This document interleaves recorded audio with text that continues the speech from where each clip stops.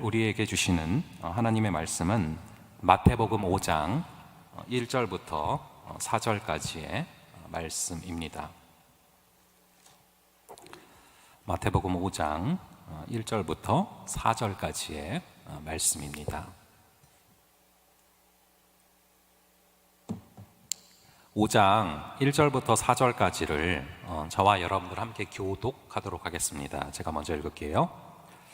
예수께서 무리를 보시고 산에 올라가 앉으시니 제자들이 나아온지라. 입을 열어 가르쳐 이르시되 심령이 가난한 자는 복이 있나니 천국이 그들의 것이니요 애통하는 자는 복이 있나니 그들이 위로를 받을 것이니요.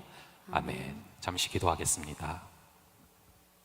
애통하는 자는 복이 있나니 저희가 위로를 받을 것이니요. 아버지, 이 말씀, 이 예수님의 말씀 문자 그대로, 글자 그대로 우리 공동체 가운데 이루어지게 하여 주시옵소서. 구석구석 곳곳마다 말 못할 이유들로 애통해하는 많은 청년들이 있습니다. 우리 성령 하나님 찾아가시고 위로하여 주시옵소서. 주님께서 오늘 이 말씀이 우리 마음판에 새겨지고 우리의 삶에 이루어지는 역사를 경험케 되도록 한 명 한 명 붙잡아 주시고 인도하여 주실 줄로 믿사오며 이 모든 말씀 우리 주 예수 그리스도의 이름으로 기도합니다. 아멘. 제가 2017년도부터 이 대구에 살아오면서 굉장히 좋아하는 장소 중에 하나가 이 반곡지라는 그런 곳입니다. 혹시 어딘지 아십니까? 아무래도 서울 촌놈인 저보다 여러분들이 훨씬 더 잘 아시리라 생각을 하는데요. 저는 이 반곡지를 가게 되면은 꼭 밤에 갑니다. 왜냐하면은 밤에 가면은 별이 굉장히 잘 보여요. 그래가지고 저희 집에서 한 20-30분이면은 이제 차로 가는데 아내랑 가끔씩 가서 이렇게 별을 보면 또 기도가 확 나오는 게 있어요. 그래서 그렇게 기도도 하고 얘기도 하고 그런 시간들을 가끔씩 가질 때가 있는데 하루는 제가 이 반곡지에 가서 별을 보다가 그런 생각을 한 적이 있습니다. 우리는 한낮에 이 태양이 떠 있을 때 모든 것을 환히 볼 수 있다라고 생각을 하고요. 밤에는 아무것도 볼 수 없다라고 생각을 하는데 사실 이 낮에 볼 수 있는 게 상당히 제한되어 있습니다. 오히려 이 칠흑같이 어두운 그런 이제 밤에 낮에는 전혀 보이지 않던 저 멀리 있는 이 별까지 볼 수 있게 되는 것이죠. 우리가 살면서 기쁘고 행복할 때도 있지만 아까 말씀드린 것처럼 애통해하는 그런 순간들이 또 다가올 때가 있어요. 삶에서 기쁘고 행복한 순간이 찬란한 아침 같은 그런 순간이라면 애통하는 순간들은 참 칠흑같이 어두운 그런 순간들이죠. 하지만 칠흑같이 어두운 밤에만 별을 볼 수 있는 것처럼 칠흑같이 어두운 순간에만 바라볼 수 있는 하나님의 그 손길, 그 위로의 손길이 있다라는 것입니다. 그런 맥락 가운데 오늘은 애통하는 자는 복이 있나니 저희가 위로를 받을 것이미요 라는 이 말씀을 살펴볼 텐데요. 여러분들이 성경을 쭉 보시면은요, 사실 성경에서 굉장히 자주 기뻐하라 라는 말씀을 자주 하세요. 항상 기뻐하라, 그런 말씀 자주 하시죠. 그런데 오늘 구절에 보면 또 애통하라 라는 또 말씀도 하십니다. 그럼 기독교인은 도대체 기뻐해야 됩니까? 슬퍼해야 됩니까? 울어야 되는 겁니까? 웃어야 되는 것입니까? 과연 뭐가 맞는 것일까요? 성령께서 충만히 임하실 때 이 성령의 열매로 우리에게 희락의 열매, 또 기쁨의 열매를 주실 때가 있고요. 때로는 성령께서 임하실 때 전에는 보이지 않던 나의 죄악이 보여서 정말 애통하게 하실 때도 있습니다.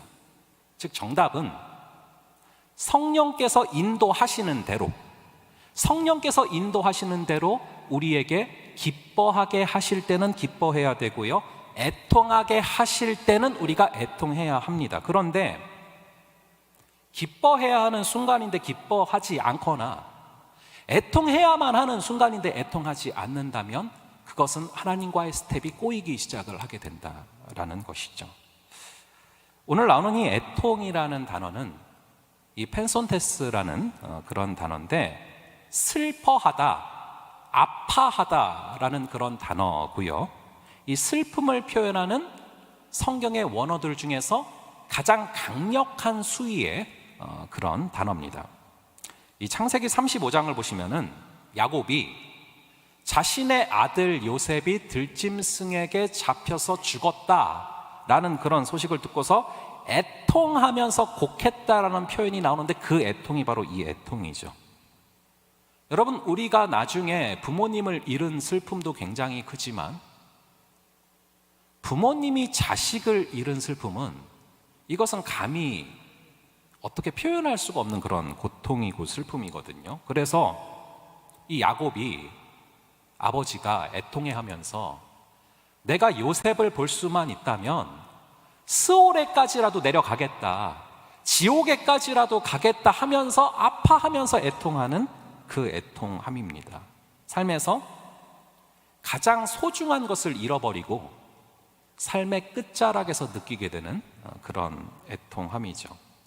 특히 신약은 더욱더 근본적인 애통을 자주 강조하고 있는데요, 이 소중한 것을 잃어버린 그런 애통함을 넘어서서 자신의 비참한 상태에 대한 그런 애통함입니다. 하나님 앞에서 나의 마음을 지키지 못하고 나의 마음을 사단에게 잠식당한 그런 상실에 대한 애통함이죠. 우리 마음에는 성령께서 임하셨기 때문에, 여러분들을 부르셨기 때문에, 중생했기 때문에 여러분들 가운데는 분명히 하나님을 향하고자 하는 그런 마음이 있어요. 그런데 우리 마음에는 이렇게 하나님을 향하여서 하늘을 향하는 그런 마음도 있지만, 우리를 죄악된 자리로 끌어당기는, 그런 중력같이 우리를 죄악된 자리로 끌어당기는 그 힘도 분명히 우리 마음에 존재를 합니다. 하나님을 향하는 마음과 죄악으로 우리를 끌어당기는 그 두 가지 힘이 같이 있다라는 것이죠. 그 두 힘 사이에서 내가 쓰러질 때, 그때 아파하고 애통해하는 것, 그 애통함을 신약은 자주 강조하고 있어요. 그러한 애통함을 갖고 있는 자가 복된 자이다 라고 우리 예수님께서 말씀을 하시는 것이죠. 반대로 그런 애통함을 느끼지 못한다, 전혀 그런 내가 짓는 죄에 대해 감각이 없다, 그렇다면 이것은 굉장히 심각한 상태에 있는 것입니다. 저는 설교를 준비하면서 자주 하나님께 간구하는 것 중에 하나가 가급적 말씀으로 풀 수 있는 지혜를 주시옵소서라는 기도를 한 주간 참 많이 합니다. 이런저런 사례나 예화들도 분명히 도움이 되지만, 이 성경을 성경으로 풀 수 있다면 이제 가장 확실하고 가장 이상적인 것이거든요. 그래서 이 영적인 애통함을 느끼지 못하는 둔감한 상태, 이것을 어떻게 설명할 수 있을까 고민하다가, 그런 고민 가운데, 기도 가운데 보게 하셨던 그런 본문이 있습니다. 저는 여러분들이 이 본문을 쭉 보시면 내가 지금 영적으로 어떤 상태인가, 이것을 정확하게 좀 진단해 볼 수 있다라고 생각을 하는데요, 여러분들 성경에 보시면은 왜 성경에 이렇게 줄이 있잖아요. 그 왜 있는지 아시죠? 꽂아놓고 딴 데 찾아갈 때 다시 찾아갈 수 있게 하는 거거든요. 그러니까 지금 마태복음에다가 좀 빨간 줄이든 파란 줄이든 그거 하나 꽂아 놓으시고 같이 한번 사사기 19장으로 좀 가볼게요. 자, 여러분들이 사사기 19장을 좀 함께 펼치시고 이 19장을 보면서 한번 나의 영적인 상태에 대한 것들을 좀 한번 봐볼게요. 거기다 줄 마태복음에 놓으시고 이제 사사기 19장으로 가볼게요. 19장 펼치시고요.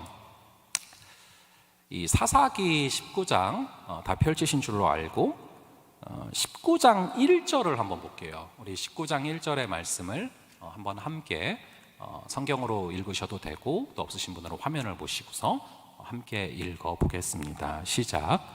이스라엘에 왕이 없을 그때에 에브라임 산지 구석에 거류하는 어떤 레위 사람이 유다 베들레헴에서 첩을 맞이하였더니. 예, 여기를 보니까요, 여러분이 펼쳐놓은 사사기 19장을 보니까 이스라엘에 왕이 없을 그때에 라는 표현으로 시작을 하고 있어요. 이스라엘의 실제적인 왕이 누구십니까? 하나님이시잖아요. 근데 마치 하나님이 없는 것처럼, 그리고 하나님이 말씀 아닙니까? 그 말씀이 없는 것처럼 살아가는 이 시대를 꼬집고 있는 그런 표현이 첫 부분부터 등장을 하고 있어요. 그리고 1절에 보면은 항상 이제 여러분들이 성경을 보실 때 이 구절에서 또 이 본문에서 말하는 주인공이 누군가를 보셔야 되는데, 보면은 주인공이 어떤 레위 사람이죠. 이 레위 사람에게 말도 안 되는 사건이 벌어집니다. 이 레위는 쉽게 말하면은 목회자, 목사님, 아니면 선교사님 뭐 이런 분들이에요. 이 시대 당시로 치면은. 이 레위인은 하나님을 바라보면서 살아가야 되고 삶에서 모든 부분에서 모범이 돼야 되는 그런 사람인데, 뭐를 했다라고 나옵니까? 유다 베들레헴에서 첩을 맞이했다. 지금 굉장히 모순적인 거예요. 함께 공존할 수 없는 단어가 함께 공존하고 있습니다. 레위인이 첩을 맞이했다. 그런데 성경 기자는 이 사실에 대해서 전혀 놀라지도 않고 굉장히 담담하게 이거를 기술을 하고 있어요. 이런 성경 기자의 핀트를 잡아야 돼요. 굉장히 놀랍지 않다라는 거예요. 이 얘기는 이 시대는 레위인이, 심지어 레위인이 첩을 두는 것이 전혀 이상하지 않을 정도로 타락한 시대였다는 것이죠. 이 시대 당시의 문화를 연구해 보면요, 이 시대의 주변 국가를 보면은 첩을 맞이한다라는 것은 주로 왕들이 하는 그런 행위입니다. 즉 첩을 맞이했다는 것에서 이 레위인이 마치 왕처럼 살았을 정도로 온갖 권력과 힘을 다 갖고 있었다라는 걸 지금 암시하는 것이죠. 즉 사사기 기자는 하나님을 왕으로 모시지 않고 살던 그때 정작 자신이 왕처럼 살아가고 있는 그 레위인의 모순을 꼬집고 있는 것이죠. 왕이 없기에 각자 자기의 소견에 옳은 대로 살아가는 그런 모습들이 기술이 됩니다. 우리 펼쳐놓은 그 19장에서 2절도 한번 읽어볼게요. 2절 함께 읽어보겠습니다. 시작. 그 첩이 행음하고 남편을 떠나 유다 베들레헴 그의 아버지의 집에 돌아와서 거기서 넉 달 동안을 지내매.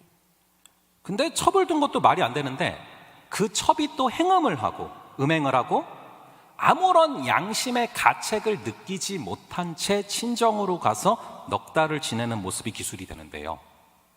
이 기술 역시도, 이 사건 역시도 성경 기자는, 이 사사기 기자는 아무렇지 않다는 듯이 너무나 덤덤하게, 너무나 자연스럽게 기술을 하고 있어요.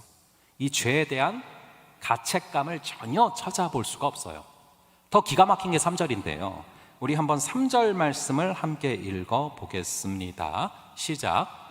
그의 남편이 그 여자에게 다정하게 말하고 그를 데려오고자 하여 하인 한 사람과 나귀 2마리를 데리고 그에게로 가매. 여자가 그를 인도하여 아버지의 집에 들어가니 그 여자의 아버지가 그를 보고 기뻐하니라. 첩이 있는 것도 말이 안 되지만 그 첩이 행음을 하고, 그리고 또 친정으로 갔는데 레위인이 쫓아가서 왜 그랬냐라고 죄를 지적하지도 않고요, 회개를 하도록 인도하는 것도 아니고 첩에게 어떻게 합니까? 다정하게 말을 했다라고 기록이 되고 있어요. 이게 뭡니까? 더 이상 죄라는 것이 존재를 하지 않고 있습니다. 이 시대는 죄가 더 이상 죄가 아닌 거예요. 죄를 짓는데 양심의 가책도 전혀 없고요, 그런 행동들이 모두에게, 스스로에게, 서로에게 너무나 자연스러워요. 이 구절을 통해서 알게 되는 사사기 시대는 지금 어떤 시대입니까? 지금이나 그때나 사실 사람들 안에는 죄가 있어요. 의인은 없나니 하나도 없어요. 다 우리 안에 죄가 있어서 싸우잖아요. 그런데 광야 시대도 애굽 시대도 가나안 시대도 항상 죄는 있었단 말이죠. 그런데 이 본문을 보니까 죄를 죄로 여기는 게 지금 없는 거예요. 죄를 보고 아파하는 마음이 없는 것입니다. 죄를 보고 애통해하는 마음이 전혀 없어요. 우리 주님께서는 애통하는 자는 복이 있나니 저희가 위로를 받을 것이미요 라고 말씀하셨는데, 이 애통은 바로 극복되지 않는 그 죄 때문에 아파하는 마음입니다. 아까 말씀드린 것처럼 우리 안에는 하나님을 향하는, 하늘을 향하는 마음과 또 우리의 마음을 죄로 끌어당기는 중력이 함께 작용을 하는데, 두 의지 사이에서 아파하는 게 바로 애통이라는 것이죠. 그런 자를 보겠다 말씀하시는데, 이 사사기에서 지금 읽은 이 본문을 보면은, 여기 나오는 사람들을 보면은 전혀 애통함을 찾아볼 수가 없어요. 우리 예수님께서는 애통하는 자는 복이 있다라고 말씀하신과 동시에 누가복음 6장에 보시면 무슨 얘기를 하셨냐 하면은, 지금 웃는 자여 화 있을진저라고 말씀하셨는데, 바로 지금 웃고 있어요. 딸이 정신을 못 차리면 아버지라도 정신을 차려야 되는데, 지금 읽은 3절에 보면은 장인어른이 기뻐하고 있죠. 그 누구도, 심지어 레위인마저도 죄에 대해서 애통해하는 모습이 없는 것, 이게 바로 19장 이하에서 벌어질 끔찍한 사건의 전조가 되는 것입니다. 여러분, 우리가 지금 읽은 사사기 19장의 뒷부분을 보시면은요, 정말 충격적인 사건이 벌어져요. 요즘에 뭐 오징어 게임이 충격적이다 하잖아요. 그거는 충격적이다라고 말할 수 없을 정도로 굉장히 끔찍한 토막살인을 비롯한 다양한 사건들이 19장 뒤에 벌어지는데, 그런 끔찍한 사건의 전조가 지금 우리가 읽은 사사기 19장의 앞부분이라는 것입니다. 이 4절부터 6절을 보시면은 이게 이제 이스라엘의 일반적인 문화를 말하고 있거든요. 손님이 찾아오면은 3일 정도 성대하게 이렇게 환영을 하는 것이 이들의 문화입니다. 그래서 첫째 날 환영하고, 둘째 날 하루 종일 맛있는 거 먹고 마시고, 그리고 셋째 날에 주로 용건을 꺼내요. 할 말을 그때 한단 말이죠. 그래서 사실은 뭐 기다려볼 수 있는 거예요. 그런데 5절에 보시면 심지어 넷째 날 지금 아침이잖아요. 근데 넷째 날 아침인데도 여자의 잘못에 대한 회개나 뉘우침이나 사과 이런 게 전혀 보이질 않아요. 이 얘기는 서로가 죄를 죄라고 느끼지 못하고 있다라는 것입니다. 심각한 상황이죠. 뭐합니까? 그냥 먹고 마시고 즐기는 게 다예요. 9절을 보면 그렇습니다. 그래서 6절에 보시면은 그대의 마음을 즐겁게 하라. 즐거우면 되는 거예요. 그냥 그렇게 얘기를 하고 있는 것이죠. 먹고 마시고 즐기는 것을 통해서 관계가 해결될 거라고 생각을 하는 겁니다. 그러나 죄의 문제는 먹고 마시고 즐기는 걸로 해결되는 게 아닙니다. 죄는 철저하게 내 자신이 하나님 앞에서 회개를 해야 해결되는 그런 문제죠. 죄는 먹고 마시는 걸로 해결이 되는 게 아니라 시간이 저절로 해결해 주는 게 아니에요. 죄가 무서운 이유가 뭔 줄 아십니까? 죄는요, 죄를 한 번 짓고 나면 그 죄를 절대로 당사자가 잊어버릴 수가 없다는 거예요. 아무리 완전 범죄를 할지라도 죄를 지은 당사자만은 그거를 잊을 수가 없고 평생 남는다는 것입니다. 그래서 죄가 무서운 거예요. 근데 죄가 더 무서운 이유가 있어요. 왜 무서운 줄 아십니까? 하나님께서 주시는 시간은 계속 흘러가고 있어요. 하나님께서 주시는 시간은 계속 흘러가서 돌이킬 수가 없고, 그렇기 때문에 우리가 지은 어떤 것들을 우리가 돌아가서 원상복귀를 시켜 놓을 수가 없다라는 거예요.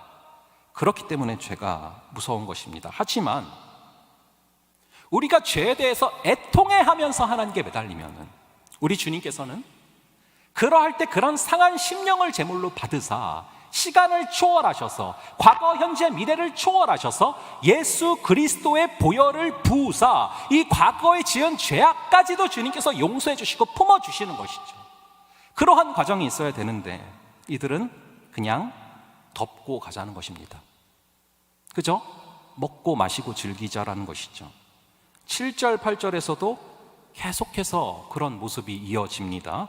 결국 그렇게 시간만 지내다가 5일째, 그것도 해가 질 무렵에 또 떠나요.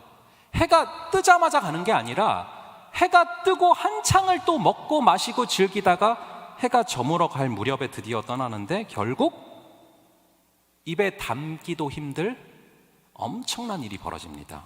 그 문제 때문에 이스라엘 전역에 내전이 벌어지고요, 어마어마한 전쟁이 벌어지는 그 비극의 단초가 됩니다. 여기서 알 수 있는 것은 죄악이라는 문제가 크건 작건 간에 그 문제에 대해서 어떻게 대처하느냐가 한 민족까지도 좌지우지할 수 있다는 거예요. 우리가 읽은 구절까지만 보면은 그냥 한 개인의 일탈 아닙니까? 한 개인이 처벌뒀고, 한 개인이 음행을 했고, 한 개인이 친정을 갖고, 한 개인이 그냥 죄책감을 느끼지 못한 거예요. 그런데 그렇게 죄 둔감한 채로 먹고 마시고 즐기는 상황이 민족 전체에 어마어마한 재난을 지금 불러오는 것입니다. 여러분, 죄의 문제는 먹고 마시고 즐긴다고 해결이 되지 않습니다. 죄의 문제는 시간이 저절로 해결해 주지 않습니다. 죄에 대해서 아파하면서, 죄악 때문에 애통해하면서 하나님께 매달릴 때, 그때 주님께서 위로해 주시는 그런 역사가 임하게 될 줄로 믿습니다. 자, 그럼 우리가 지금 사사기 19장을 봤는데 여러분은 어떠십니까? 나의 죄에 대해서 아파하고 애통해하는 그런 마음이 있습니까?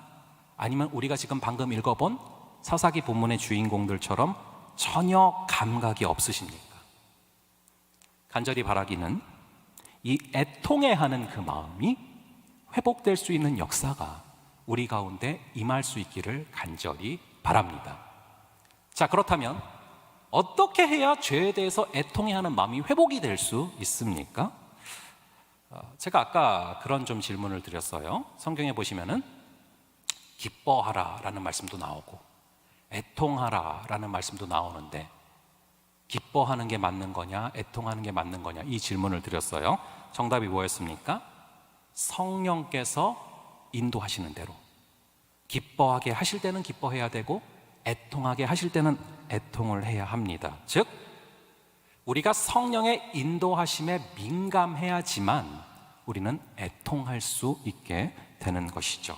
오늘 구절을 보시면 애통하는 자가 복이 있나니 저희가 위로를 받을 것이미요 라고 써져 있는데, 여기서 이제 위로하다라는 동사가 파라칼레오라는 그런 헬라어인데, 여기서 바로 파라클레토스, 즉 보혜사 성령님이라는 단어가 나왔어요. 다시요, 이게 띄워주시면은 이제 오늘 본문에서 이제 위로를 받을 것이다 할 때 그 위로하다가 파라칼레오라는 단어란 말이에요. 헬라어로, 그리그로. 그런데 여기서 나온 단어가 뭐다? 파라클레토스, 즉 보혜사 성령님이 바로 여기서 나왔습니다. 이게 무슨 얘기냐 하면은, 우리를 파라칼레오 하시는 방식은 파라클레토스를 보내는 것이고, 파라클레토스를 보내셔서 파라칼레오를 하신다라는 거예요. 즉, 우리를 위로하시는 방식은 보혜사 성령님을 보내시는 것이고, 보혜사 성령님께서 임하실 때 애통하는 가운데 우리가 위로를 받게 된다라는 것입니다. 더 간단히 말씀드리면, 성령이 충만해야지만 애통할 수가 있고, 애통해야지만 그 가운데 성령께서 임하시는 가운데 충만해지고 그 가운데 위로가 임한다라는 것입니다. 제가 지난 시간에 껍데기만 크리스찬인 그런 사람들을 율법을 어떻게 억지로 지킴으로 말미암아 껍데기만 하나님의 백성인 그런 사람들을 속사람까지 하나님의 백성으로 만들기 위해 주신 것이 바로 팔복이다라고 말씀을 드렸습니다. 즉, 애통함이 복이다 라는 것을 진짜로 깨닫는 사람들이 진짜 크리스찬인데요, 이 바울은 진짜 크리스찬과 그리고 가짜 크리스찬에 대해서 이렇게 구분을 합니다. 우리 한번 로마서 2장 28절과 29절을 한번 함께 읽어볼게요. 로마서 2장 28절과 29절, 이 두 구절을 함께 읽어보겠습니다. 시작. 무릇 포면적 유대인이 유대인이 아니요 포면적 육신의 할례가 아니니라. 오직 이면적 유대인이 유대인이며 할례는 마음에 할지니 영에 있고 율법 조문에 있지 아니한 것이라. 그 칭찬이 사람에게서가 아니요 다만 하나님에게서니라. 바울의 구분을, 이 구도를 보시면은 육신의 할례를 했다고 해서 그게 진짜 크리스찬이 아니라 마음의 할례를 행해야 그게 진짜 크리스찬이다 라고 정확하게 구분을 하고 있죠. 이 할례는 포경수술인데 유대인들은 이 할례를 행한 것이 바로 하나님의 백성이라는 표징이다라고 생각을 했는데, 근데 그걸로는 내면까지 진짜 크리스찬인지는 알 수 없다, 가짜 크리스찬일 수 있다라는 거예요. 자, 그러면은 뭐가 진짜 크리스찬이라고 말하고 있습니까? 마음의 할례를 행하는 것이 바로 진짜 크리스찬이라는 것인데, 이 마음의 할례를 행하라는 것은 육신의 포경 수술을 하는 것과 흡사하게 마음의 가죽을 베라는 것입니다. 마음의 가죽을 칼로 베어버리면 뭐가 드러나겠습니까? 마음의 속살이 드러나죠. 저는 살면서 피곤할 때 입안이 헐고요, 지금 입안이 헐어 있어요. 그래서 피곤하거나 뭐 정신없을 때 입안이 허는데, 그러면은 아까도 뭘 살짝 먹을 때 스치고 지나가니까 깜짝깜짝 놀래거든요. 바로 그 상태를 지금 얘기하는 거예요. 마음의 할례를 받아라는 게 바로 그겁니다. 마음의 굳은 살을 제거하고 부드러운 마음이 드러나서 속살이 드러나면 민감해진 상태가 된다. 여러분, 마음이 민감하다라는 것이 무엇입니까? 작은 죄악에도 성령이 주시는 찔림이 있어서 아프고 애통하는 거예요. 그가 민감해진다라는 것이죠. 그 애통의 함이 있는 것이 바로 진짜 크리스찬이다라고 말을 하고 있는 것이죠. 방금 본 구절이, 이 바울이 뿌리를 두고 있는 것이 에스겔서인데, 에스겔서도 한 번 더 볼게요. 에스겔서 36장 26절만 한번 볼게요. 에스겔서 36장 26절을 한번 함께 보겠습니다. 시작. 또 새 영을 너희 속에 두고 새 마음을 너희에게 주되 너희 육신에서 굳은 마음을 제거하고 부드러운 마음을 줄 것이며. 여기서 보면은 새 영, 즉 성령을 주시기 전에 있는 딱딱한 마음, 굳은 마음, 이것이 바로 사사기 시대에서 아까 봤던 19장에 나오는 그 주인공들의 마음이죠. 애통하지 못하는 마음, 감각이 전혀 없는 마음. 그런데 새 영을 우리 속에 두시면, 성령께서 우리 안에 계시면 굳은 마음이 제거가 되고, 그리고 부드러운 마음이 드러나면서 애통하는 마음이 회복이 된다라는 것을 지금 말씀하고 있는 것이죠. 성령께서 임하셔서 부드러운 마음이 회복이 되면, 이 마음의 할례를 받으면, 마음의 속살이 드러나면 나의 죄악에 대해서 애통해 할 뿐만 아니라 이 세상을 바라보면서 너무나 아파하고 애통해 하시는 예수님의 마음을 느끼게 됩니다. 우리 한번 올해 표어인 이제 표어의 구절에 속하는 이 마태복음 9장 35절과 36절을 한번 볼게요. 이게 이제 올해 주제 구절이거든요. 이 35절과 36절 여러분들이 계속 묵상하고 있으리라 생각을 하는데, 이 9장 35절과 36절 요 두 구절을 한번 함께 읽도록 하겠습니다. 시작. 예수께서 모든 도시와 마을에 두루 다니사 그들의 회당에서 가르치시며 천국 복음을 전파하시며 모든 병과 모든 약한 것을 고치시니라. 무리를 보시고 불쌍히 여기시니 이는 그들이 목자 없는 양과 같이 고생하며 기진함이라. 자, 여기서 무리를 보시고서 불쌍히 여기셨다 라고 써져 있어요. 불쌍히 여기셨다.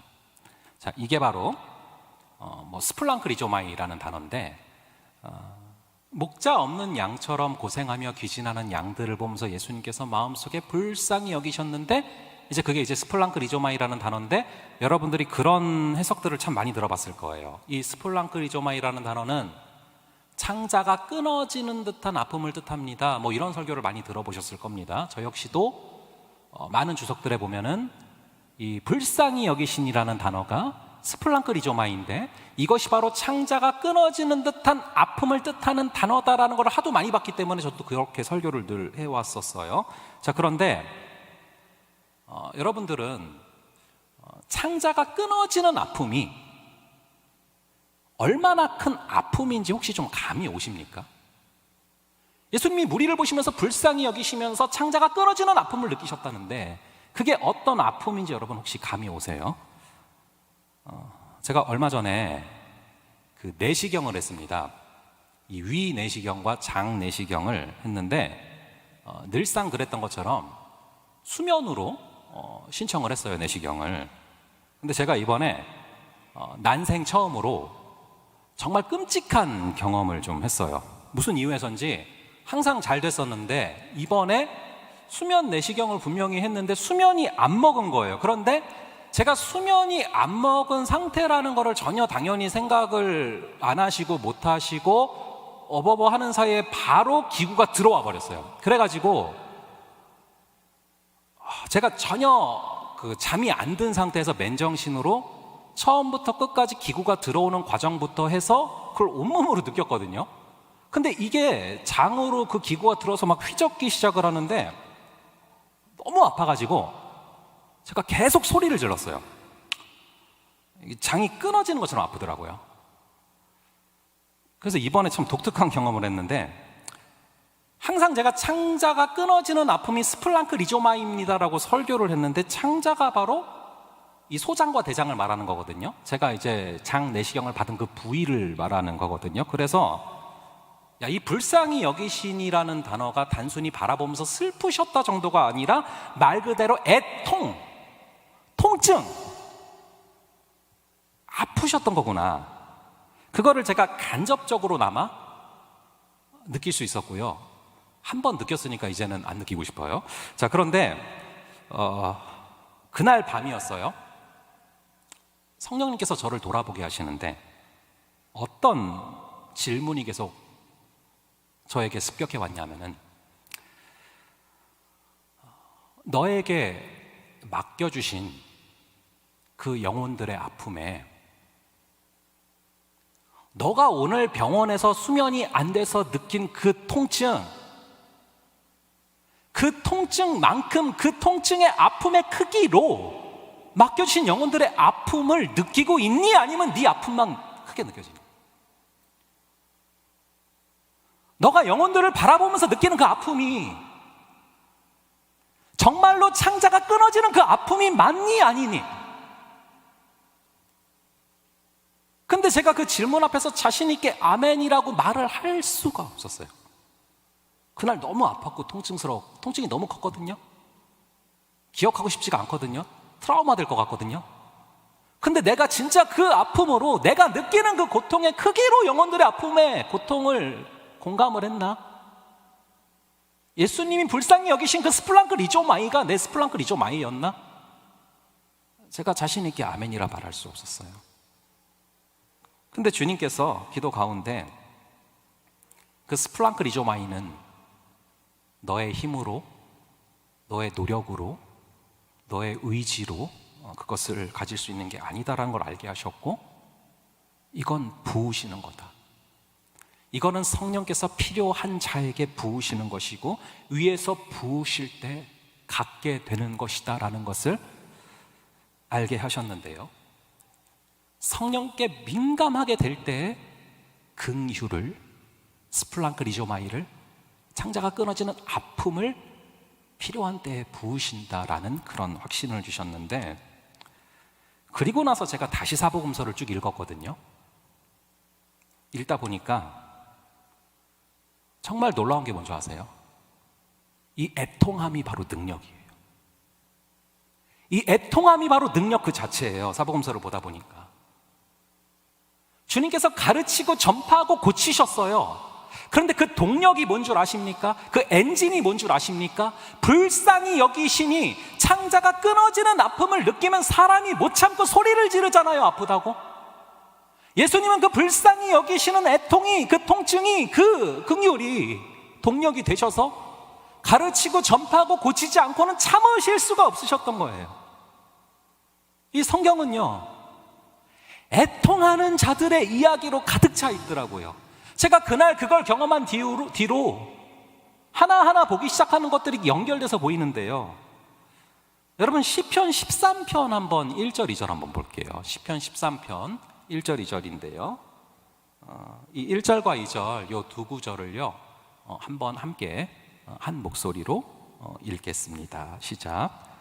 여호와여 어느 때까지니까 나를 영원히 잊으시나이까? 주의 얼굴을 나에게서 어느 때까지 숨기시겠나이까? 나의 영혼이 번민하고 종일토록 마음에 근심하기를 어느 때까지 하오며 내 원수가 나를 치며 자랑하기를 어느 때까지 하리까? 여러분들이 오늘도 괜찮고 또 이번 주간에 시간 되실 때 꼭 이 시편 13편을 한번 전체를 한번 읽어보세요. 정말 뜨거운 기도고요, 정말 바람직한 기도다라는 생각을 했어요. 이런 솔직한 기도, 이런 강력한 기도가 어디에서 시작이 됩니까? 바로 애통함을 통해서 시작이 돼요. 애통함 그 자체가 살아있는 기도고요. 애통함 자체가 살아있는 찬양입니다. 애통하는 자리가 바로 예배의 자리가 돼요. 애통해하면서 상한 심령을 주님께 드리며 나아갈 때 거기가 바로 살아있는 예배의 자리가 되는 것입니다. 이 애통함은 너무나 강력한 가둬둘 수 없는 영적인 에너지예요. 우리 예수님께서도 애통함을 감추지 아니하시고 이 애통함으로 기도를 하셨어요. 우리 히브리서 5장 7절의 말씀 한번 함께 읽어보겠습니다. 시작. 그는 육체에 계실 때에 자기를 죽음에서 능히 구원하실 이에게 심한 통곡과 눈물로 간구와 소원을 올렸고 그의 경건하심으로 말미암아 들으심을 얻었느니라. 우리 예수님은 마지막 순간까지 심한 통곡과 눈물로 애통함을 아버지께 올려드렸습니다. 십자가에서도 마지막 순간까지 말씀하신 것이 바로 애통함 그 자체였죠. 엘리 엘리 라마 사박다니. 이 애통함이야말로 주님의 능력이고요, 이 애통함이 바로 기도가 응답받게 되는 바로 그 통로입니다. 그 어느 것보다도 상한 심령을 제물로 받기를 원하시는 주님이세요. 우리가 드리는 어떤 물질이나 건물이나 어떤 땅보다 귀한 것이 상한 심령이에요. 그걸 받기를 원하세요. 그런 주님께 우리가 애통해하는 마음을 가지고 주님 앞에 나아갈 때 주님께서는 그 어느 때보다 강력하게 성령으로 역사하시고 위로하시고 능력으로 성령께서 우리에게 임하시는 역사가 애통할 때 주어질 줄로 믿습니다. 우리 그것들 기억하시면서요, 함께 마음이 상한 자를 고치시는 주님 함께 찬양하면서 나아가겠습니다.